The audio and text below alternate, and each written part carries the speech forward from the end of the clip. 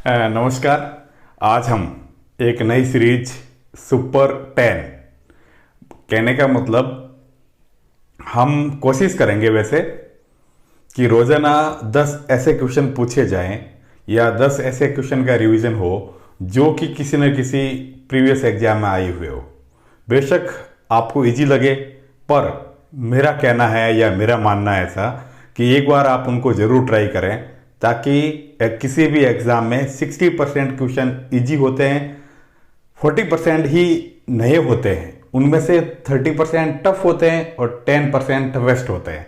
वो तो 10% जो टफेस्ट होते हैं वो तो वन से लेकर 10 तक रैंक डिसाइड करते हैं, लेकिन जो आपका सिलेक्शन है वो 60% सही जो प्रीवियस एग्जाम में आए हुए क्वेश्चन है वो तय करते हैं। और एक तो सबसे बड़ी चीज जो मैंने पढ़ने के दौरान और महसूस की थी वो ये है कि प्रीवियस ईयर्स के क्वेश्चन पढ़ने के बाद आपको ये महसूस हो जाता है कि कौन से टॉपिक में से कौन सा पॉइंट इंपॉर्टेंट है, कौन से पॉइंट को पढ़ना है, किस पे छोड़ना है, सवाल कहाँ से बनते हैं और कहाँ से नहीं बनते हैं। तो इस पॉइंट ऑफ व्यू से भी प्रीवियस ईयर्स के क्वेश्चन मिलाना या सॉल्व करना अति महत्वपूर्ण है। तो उसी सीरीज में पहली कड़ी में आप सबको पुनः नमस्कार। और हम एक जो लोक देवता का टॉपिक रिसेंटली पूरा किया था हमने, तो हम 10-10 क्वेश्चन ही लेंगे, ये ज़्यादा हो जाएगा फिर। अभी हमारे पास संसाधन कम है बेशक, ठीक है ना। इस हिसाब से हम ओनली 10 क्वेश्चन, जिसमें आपका भी समय जाया कम हो, लेकिन अगर आप यकीन रखो कि अगर 10 क्वेश्चन भी हमेशा होते हैं तो महीने के 300 क्वेश्चन होते हैं, ठीक है ना। 2 महीने के 600 क्वेश्चन आपसे रिपीट होते हैं, और 600 क्वेश्चन 12 महीने में से सोचो फिर कितने क्वेश्चन होते होंगे आपसे, ठीक है ना। तो इस हिसाब से 3650 क्वेश्चन अगर आप मेरे को रेगुलर सुनोगे तो इस तरह से कर दोगे, और हो सकता है कि हम तब तक इसका और अल्टरनेट कोई न कोई सुपर 20, सुपर 50, इस तरह से भी सुपर 70, इस तरह की सीरीज भी लाने का मैं प्रयास करूंगा जब मुझे और ज़्यादा वक्त मिलेगा।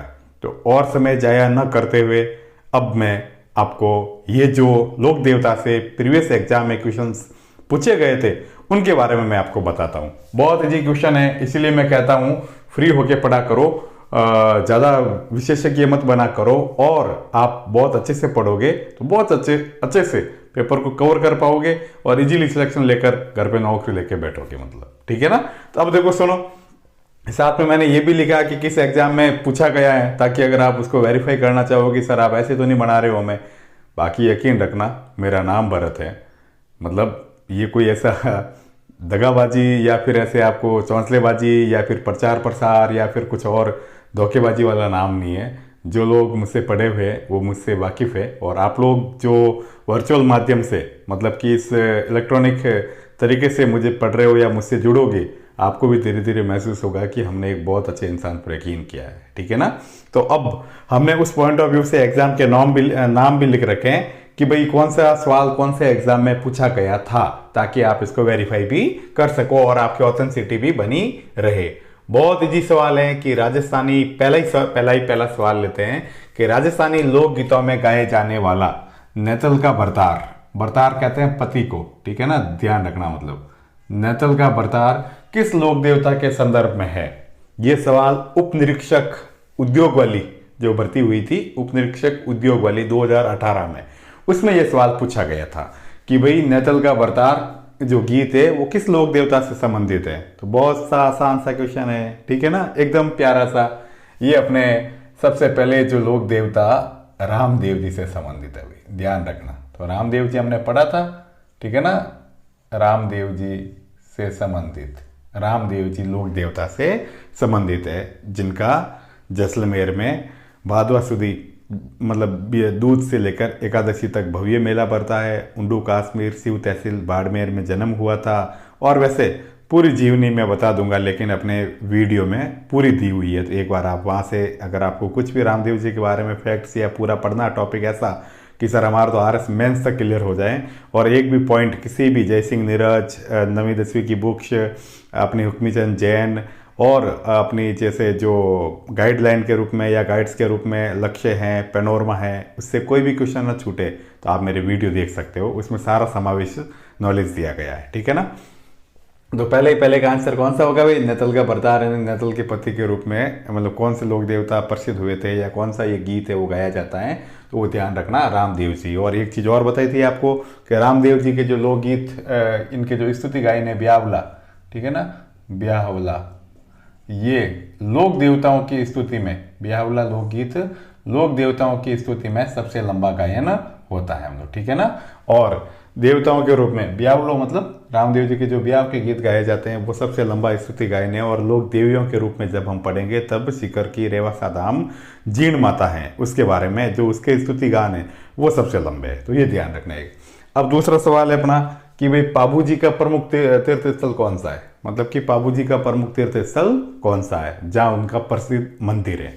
तो बिल्कुल सा आसान सा क्वेश्चन, ठीक है ना। ये वरिष्ठ अध्यापक 2018 की भर्ती हुई थी, कहने का मतलब सेकंड ग्रेड का जो पेपर हुआ था 2018 में, और उसमें बी वाला पोर्शन था, उसमें पूछा गया था। तो ध्यान रखना बी पेपर हुआ था, ए और बी दो सेक्शन में हुआ था। तो इनका मंदिर कहाँ पे भाई, कोलूमंड। तो ध्यान रखना ये जो मंदिर है ये कहाँ पे आपका, कोलूमंड में, कोलूमंड फलोदी के पास जोधपुर जिले में भी, ठीक है ना। और पाबूजी की घोड़ी का नाम केसर कालमी था। इन्होंने जाहिल चारनी से, मतलब जाहिल की जो जाहिल गांव की जो चारनी थी, देवल चारनी, उससे ये केसर कालमी घोड़ी प्राप्त हुई थी। जींदराव खिची से युद्ध करते हुए वीर गति को प्राप्त हुए थे। और बाद में इनके भतीजे बालकनाथ जो रूपनाथ जी थे, या जैसे अपने हिमाचल प्रदेश में जो बालकनाथ जी के नाम से प्रसिद्ध है रूपनाथ जी,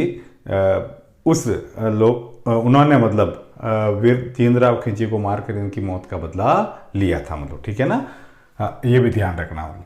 अब अगला सवाल है कि अकबर के विरुद्ध चित्तौड़गढ़ आक्रमण में, मतलब अकबर ने जब चित्तौड़गढ़ पर आक्रमण किया था 1567-68 में, ठीक है ना, उस दौरान कौन से लोक देवता मारे गए थे। मतलब तो वैसे ये जैसे है ना 4 ऑप्शन के रूप में दिए हुए होंगे, मैंने इतना ऑप्शन वाला खिलाबाजी ना करके सीधा दे दिया, मतलब ताकि आपको भी सीधा याद है। तो वो ये भी पूछा गया था वरिष्ठ अध्यापक भर्ती 2018 बी ग्रुप में, तो ये थे कौन थे, एक बार सोच लो आप, है ना, फिर मैं लिख लूँ। तो बिल्कुल सही सोचा आपने कि सर हमने सोचा ही नहीं, तो आपकी जगह मैंने सोच लिया, वीर कला जी, ठीक है ना, जिनको शेषनाग का अवतार भी कहा जाता है, मीरा के भतीजे भी हैं, ठीक है ना, और इनको 4 हाथों वाले देवता के रूप में भी कहा जाता है, ठीक है ना। तो ये वीर कला जी चित्तौड़गढ़ आक्रमण के दौरान युद्ध करते हुए अकबर के खिलाफ शहीद या वीर गति को प्राप्त हुए थे। तो कितने इजी क्वेश्चन आते हैं, एकदम आसान से। मतलब अब ये है भाई लाछा गुजरी, या जिसका अन्य नाम है हीरा गुजरी, जिसकी गायें चोरी होने पर किस लोक देवता ने उसकी सहायता की थी, या मतलब कौन से लोक देवता ने उनकी सहायता की थी। तो अगर आपको ध्यान ही है, थोड़ा बहुत याद आया ही होगा जब मैंने कहानी सुनाई थी, है ना, तो एक बार आप गेस करो 2 सेकंड के लिए, है ना, तब तक मैं नाम लिखूं उनका आराम से। पूछा कब गया था ये, 14 सवाल है। तो वरिष्ठ अध्यापक स्पेशल एजुकेशन, मतलब जो विशिष्ट डीप डम एंड ब्लाइंड वाले स्कूल में पढ़ाने वाले टीचर्स के लिए एक भर्ती हुई थी 2018 में। तो स्पेशल एजुकेशन वाले वरिष्ठ अध्यापक भर्ती में ये पूछा गया था कि कौन से ने की थी। तो ये कौन थे भाई, वीर तेजा जी, ध्यान रखना भाई, वीर तेजा जी, ठीक है ना, ये ध्यान रखना, जिनकी घोड़ी का नाम लीलन है, मतलब, ठीक है ना, ये ध्यान रखना। मतलब तो इसके बाद इनके बारे में भी विस्तृत विवरण पूरा A to Z, है ना, कि एक भी पॉइंट नहीं छूटना चाहिए सर, बिल्कुल एक भी पॉइंट नहीं छूटेगा। आपको लोक देवता की प्लेलिस्ट देखोगे तब, या लोक देवता देखोगे मेरे वीडियो या YouTube channel the Guru Bharat sir पर, है ना, तो उसमें मिल जाएगा आपको तेजा जी के रूप में। तो आप उसको पढ़ना अच्छे से, आपको सारे कंसेप्ट क्लियर हो जाएंगे। तो वो लाछा गुजरी की गाया चोरी हो जाने पर जिस लोक देवता ने सहायता की थी वो कौन थे भाई, वीर तेजा जी। अब देखो तिलवाड़ा जो कि बाड़मेर में स्थित है, किस लोक देवता से संबंधित है। तो कितने इजी क्वेश्चन आते हैं, एकदम आसान से। राजस्थान पुलिस में आया था ये 2018 में। तो ये है भाई अपने मल्लीनाथ जी, ये भी ध्यान रखना भाई, इनका कौन सा मंदिर, कौन से लोक देवता है ये, मल्लीनाथ जी, मतलब, ठीक है ना। मल्लीनाथ जी के नाम पे मालानी क्षेत्र प्रसिद्ध है, सारे जिक्र फिर से इनके वीडियो में है। तो मैं ज़्यादा ना बताकर, समय जाया ना करके, अपन सीधा उत्तर पे आते हैं कि मल्लीनाथ जी वो लोक देवता थे जिनका मंदिर तिलवाड़ा, क्या कहते हैं, अपने बाड़मेर में स्थित है। अब ये है कि भाई किस लोक देवता की पूजा हिंदू और मुस्लिम दोनों करते हैं, मतलब दोनों पुजारी करते हैं। तो गोगा, चलो आंसर मेरे से निकल गया है। आप भी अगर 1 सेकंड के लिए गैस करोगे कि सर इसमें क्या गैस करना, इतना आसान तो सवाल बनाया आपने, तो मैंने नहीं, ये आरपीसी और जो एग्जाम ये संस्थाएं ले रही है उन्होंने बनाया हम लोग, ठीक है ना, मैं तो सिर्फ आपको रिकॉल करवा रहा हूँ। तो ध्यान रखना, बिल्कुल गोगा मेडी में ये रिसर्च एनालिसिस्ट का पेपर हुआ था, है ना, तो 2017 में, मतलब तो उस एग्जाम में ये पूछा गया था। तो ये आपको ध्यान ही है, मतलब अपने गोगा जी। गोगा जी ऐसे लोक देवता हैं जहाँ गोगा मेडी में, ठीक है ना, गोगा मेडी में इनका मंदिर है। ददरेवा चूरू में भी है, जिसे शीश मेडी कहते हैं। गोगा मेडी जो अपनी दर मेडी के नाम से भी फेमस है ना, नौर हनुमानगढ़ में। वहाँ पर जो मकबरे नुमा मंदिर है, मंदिर के मुख्य द्वार में बिस्मिल्लाह लिखा हुआ है, ठीक है ना, जिसका मंदिर का निर्माण FST मतलब फिरोज शाह तुगलक ने कराया था। महाराजा गंगा सिंह जी ने भी सहयोग किया था, तो इस वर्तमान स्वरूप दिया था, सॉरी। तो ये जो चीज़ें हैं कि वहाँ पर सांकल नृत्य किया जाता है, डेरूवादी यंत्र बजाया जाता है, ठीक है। तो खेजड़ी के नीचे इनका मंदिर होता है। तो किस लोक देवता के दोनों पुजारी होते हैं, तो राम हिंदू भी होते हैं और मुस्लिम भी होते हैं, और मुस्लिम इनको गोगा पीर के रूप में पूजते हैं। तो वो गोगा जी है भाई, ध्यान रखना, मतलब ठीक है। प्रसिद्ध सांप्रदायिक सद्भाव के देवता जिसने जीवित समाधि ली थी, भाई ऐसे देवता जिन्होंने जीवित समाधि ली थी, मतलब ठीक है ना, सांप्रदायिक सद्भाव के देवता। तो अब आप लोग ऑप्शन के रूप में जब भी देखोगे तब आराम से पता कर लोगे कि सर हम तो बिना ऑप्शन के भी होशियार है। तो बिल्कुल सही आपने जो गैस किया। पूछा कहाँ गया था? AAO एग्जाम में, मतलब 2013 वाली में, ठीक है ना। कृषि पर्यवेक्षक सहायक की कोई भर्ती होती है, इसमें ये पूछा गया था कि तो ये कौन से अपने जो पहला आंसर है रामदेव जी वाला, ठीक है ना। तो रामदेव जी ने जीवित समाधि ली थी, और उनसे पहले उनकी बहन डालीबाई ने जीवित समाधि ली थी। इनके मंदिर देवरा कहलाते हैं। राम सरोवर रुणेचा जो नगर बसाया था इन्होंने, उसकी राम सरोवर की पाल पर इन्होंने जीवित समाधि ली थी, मतलब ठीक है ना। और सांप्रदायिक सद्भाव का राजस्थान, मतलब पश्चिमी राजस्थान का सांप्रदायिक सद्भाव का सबसे बड़ा जो मेला भरता है, ठीक है ना, वो बाबा रामदेव जी का मेला ही होता है, मतलब ध्यान रखना। इनके गुरु का नाम बालीनाथ जी, शिष्या का नाम आई माता, ऐसे मतलब। जहार पीर के नाम से कौन से लोक देवता प्रसिद्ध है? तो ध्यान रखना भाई, जहार पीर के नाम से। तो ये मैंने कहा ही था, मतलब है ना, वो सवाल पहली बार तो पूछा कब गया था? ग्राम सेवक का एग्जाम 2013 में। अंदाजा आपने लगा ही लिया होगा, बोर्ड पे इसका उत्तर पहले से लिख रखा है। जहार पीर यानी प्रत्यक्ष पीर, मतलब कि मोहम्मद गजनवी से जब गोगा जी युद्ध लड़ रहे थे तो उनको वो इस तरह से कबंध के रूप में लड़ रहे थे, बिना सर और धड़, मतलब बिना सिर के धड़ के साथ, कि मतलब युद्ध के प्रत्येक क्षेत्र में गोगा जी दिख रहे थे। तो कहा कि भाई तुम तो जहार पीर हो, मतलब कहने का मतलब जाहिर पीर हो, हर जगह दिखते हो, प्रत्यक्ष पीर हो।